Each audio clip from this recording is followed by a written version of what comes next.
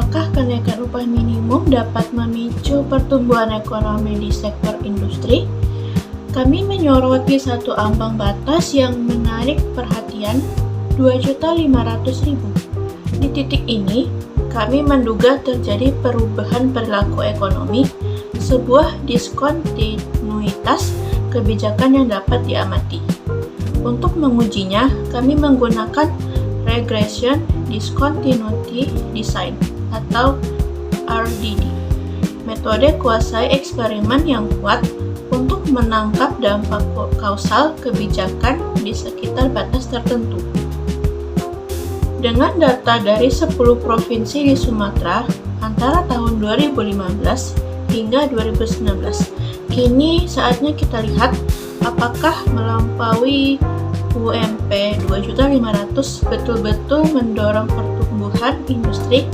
Kita mulai. Pertama kita masukkan dulu filenya, itu file RDD-nya, yang di situ isinya tuh udah ada 10 provinsi di Pulau Sumatera sampai periode 2015 sampai 2019, mencakup variabel UMP sebagai running variabelnya dan GPI yaitu laju pertumbuhan PDB industri.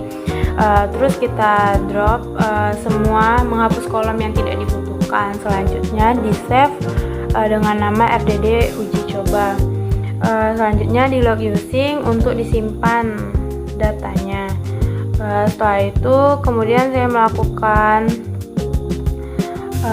menyiapkan variabel-variabel yang dibutuhkan untuk regresi discontinuous, yaitu gain centered UMP sebagai selisih UMP terhadap nilai cut off, yaitu 2.500.000. Selanjutnya itu membuat variabel dummy D bernilai 1 jika UMP-nya lebih besar dari 2.500.000 dan 0 jika sebaliknya. Selanjutnya itu adalah membuat interaksi antara centered dengan D, dengan dummy D tadi.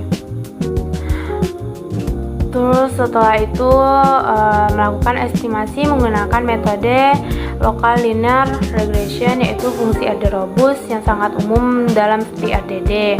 Menetapkan cut off-nya itu sebesar 2.500.000 dan memilih bandwidth awalnya itu sebesar 300.000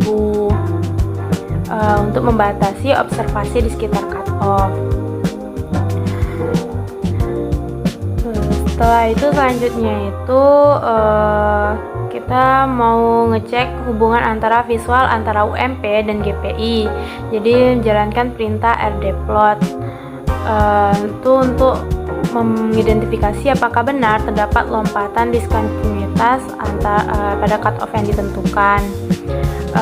Selanjutnya itu kita menggunakan estimasi RDD secara manual menggunakan regresi linear terbatas pada bandwidth yang sama, kurang lebih 300.000 dari cut off, agar bisa membandingkan hasilnya dengan RD robust.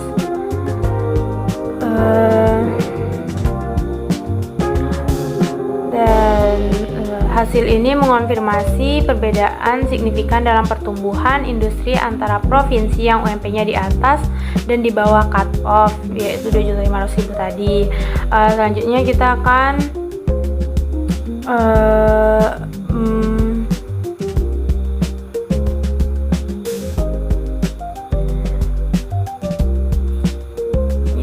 menguji. Maaf ada kesalahan sebelumnya.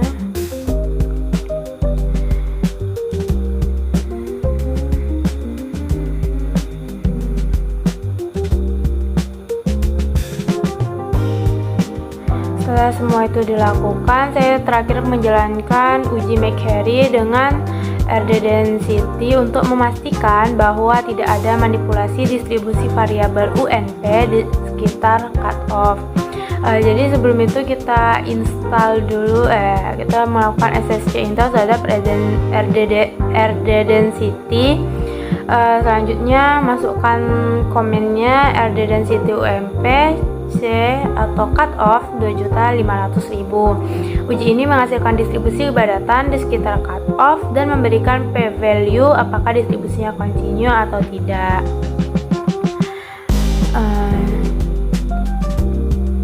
Sekian.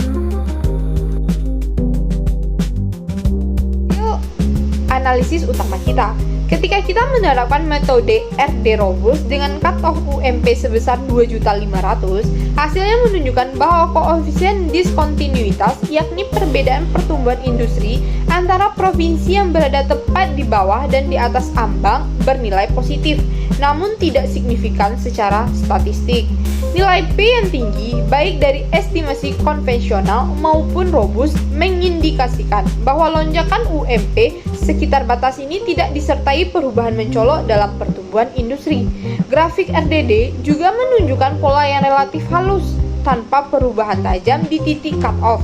Untuk memastikan validitas RDD, kami melakukan uji MK Carry. Hasilnya menunjukkan bahwa distribusi UMP di sekitar cut-off tidak mengalami manipulasi. Uji signifikansi menunjukkan nilai P sebesar 0,848, jauh dari ambang kritis 0,05.